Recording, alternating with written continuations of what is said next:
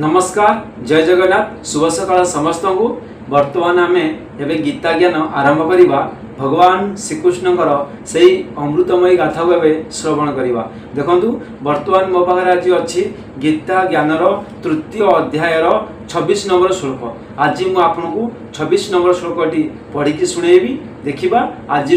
श्लोक भगवान श्रीकृष्ण अर्जुन को कौन कहते आसतु एवं आपण सामने गीता कथा आरंभ करुचे। ओम गुरुदेवाय नमः। ओम गुरुदेवाय नमः। देखु वर्तमान अच्छे आम पाखे 26 नंबर श्लोक कौन लिखा देखु न बुद्धि भेदं जनयेद ज्ञानं कर्म संगिनां जसयते सर्वकर्माणि विद्वान् युक्त समाचरन्।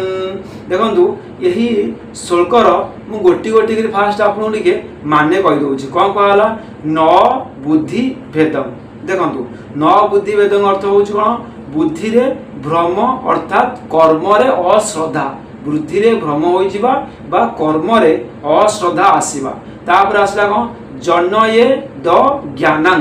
जनये द ज्ञानं अर्थ हूँ कौन उत्पन्न करवा उचित नुहे। अज्ञानी मानकर उत्पन्न करवा उचित नुहे। केबे भी अज्ञानी कौन उत्पन्न होगा आवश्यक। तापर कर्म संगीना। देखु कर्म संगीना अर्थ हूँ शास्त्र विहित कर्म रे आसक्ति युक्त। कर्म संगीना अर्थ कौन ना कर्म संगीना अर्थ हूँ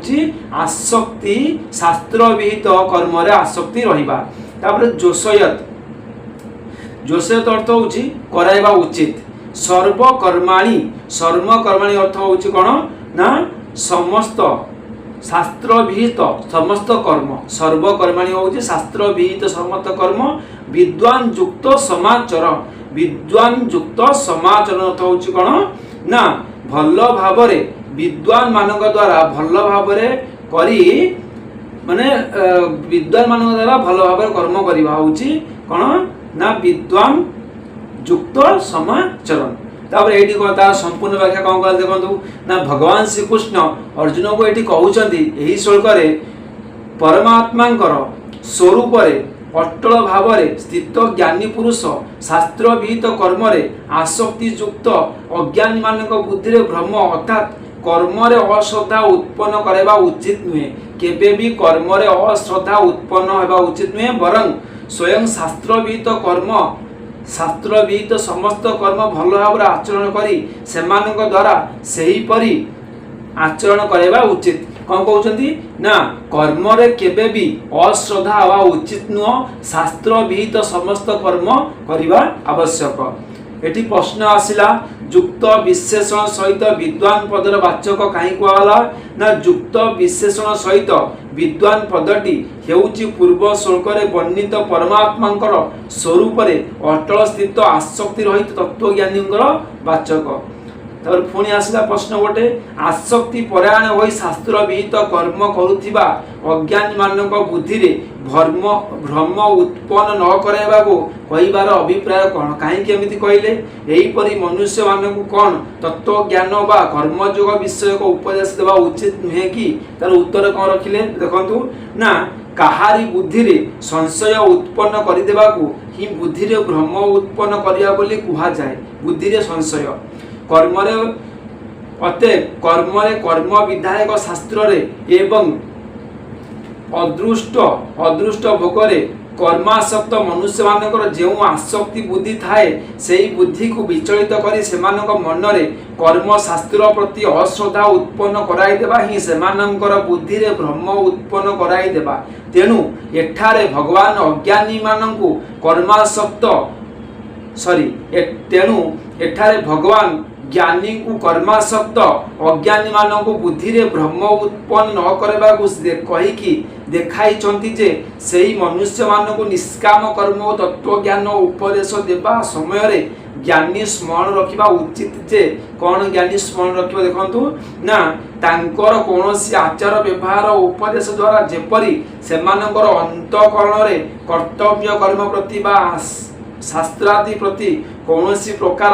अश्रद्धा व संशय उत्पन्न न हुए कारण एपरी हो गले से माने जहाँ किसी शास्त्रवित कर्म सदापूर्वक सकाम भाव अनुष्ठान करुछंती ताहाकु मध्य ज्ञान व निष्काम भाव नाम परित्याग करी देबे कहउछंती केबे भी तांकर मन रे अश्रद्धा आसिया उचित नुहे तेणु सेमानकर उन्नति हेबा परिवर्ते वर्तमान स्थिति पतन अते भगवान कहिबार अर्थ यह नुहे जे अज्ञानी मानक तत्व ज्ञान उपदेश देवा उचित नुहे बा निष्काम भाव तत्व बुझेबा उचित नुहे भगवान एठारे कहउछंती अज्ञानी मानकर मन रे एपरी भाव उत्पन्न कराई देवा उचित नुहे जहा द्वारा कि सेमाने बुझिबे जे तत्व ज्ञान प्राप्ति पाई बा तत्व ज्ञान प्राप्त हेबा परे कर्म करिबा अनावश्यक देखंतु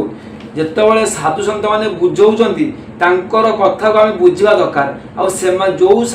संत माने जो साधु माने बुझौचंती से माने प्रॉपर वे रे बुझेबा दरकार यदि ठीक से न बुझे पारिले ताले से माने भाबिबे हमर कर्म आमे तत्व ज्ञान पाइगला परे आम भगवान को कौन पूजा कला परे आउ संसार में कौन कर्म करिया पड़ो ना तेणुक जितेबाला भी ज्ञानी पुरुष माने बुझौचंती से माने एही प्रति ध्यान देवा नित्यांत आवश्यक बोली भगवान श्रीकृष्ण कहउचंती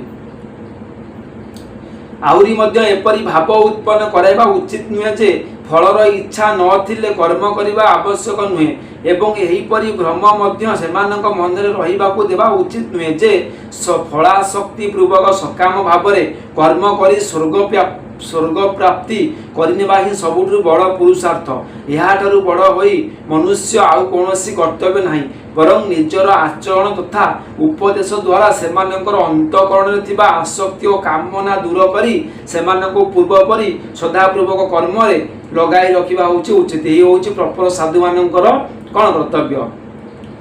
कर्मासक्त अज्ञानी मान तो प्रथमरु कर्म रे लागी रही था पुणी एठारे एपरी कथनर अभिप्राय कौन जे विद्वान स्वयं भल भाव कर्म आचरण करी सेमानक द्वारा मध्य सेपरी कराइबे तो जे कहउछन जे कर्मासक्त पुरुष से तो प्रथम कर्म करि थाए कर्म रे से लागी रही थाए पुणी एमिति काई कुआ गला ना ए कथा ठीक जे अज्ञानी माने श्रद्धा पूर्वक कर्म रे लागी रही छंती किंतु जेतेबेले सेमानकु तत्व ज्ञान बा फलाशक्ति त्याग कथा कुआ जाए सेतेबेले सेही कथार भाव सठिक रूपे बुझी न पारी सेमाने भूल बुझी बसंती जे तत्व ज्ञान प्राप्ति पाई कर्म करिबा आवश्यक नुहे देखंतु जो माने अज्ञानी पुरुष जो माने तत्व ज्ञान तत्व प्रति किसी ज्ञान नहीं भगवान को केमिति पाइबे से प्रति ज्ञान नहीं से तो मूलरू कर्म करूथांती निरंतर कर्म करि चलंती किंतु जेतेबेले तांकु तत्व ज्ञान मिली जाए जेतेबेले तांकु साधु संत माने तत्व ज्ञान कहंती सेतेबेले से माने भूल वशत बुझी जाती जे कि तत्व ज्ञान पाइगला परे आउ कोनोसी हमकु कर्म करिया को पड़िबो नाही आमे संपूर्ण भाव में मुक्त तो यही जिनछटा को जेतेबेले बुझिया दरकार भल से सेमानकु बुझेबा आवश्यक सेमानकर अंतकरण को शुद्ध करबा आवश्यक सेमानकर अंतकरण रे थिबा कामना आसक्ति को नष्ट करबा आवश्यक तापर कौन कहला सेतेबेले सेही कथार भाव सठिक रूपे बुझी न पारी सेमाने भूल करी बसंती तत्व ज्ञान प्राप्ति पाई कर्म करिबा आवश्यक नुहे बोली सेमाने बुझी जानती फल प्रति आसक्ति से बुझती से भूल करती तर फल प्रति आसक्ति नथिले मध्य कर्म करने अनावश्यक कर्म स्तर निम्न तेणु से कर्म त्याग करिबारे रुचि बढ़ी जाए एवं शेष से मोहवशत विहित कर्म त्याग करी आलस्य और प्रमादर वश हो जाती तेणु भगवान उपयुक्त वाक्य ज्ञानी मानक कहते स्वयं अनासक्त भाव विधिवत कर्म आचरण करी समस्त सम्मुख में एपरी आदर्श रखिदेवा उचित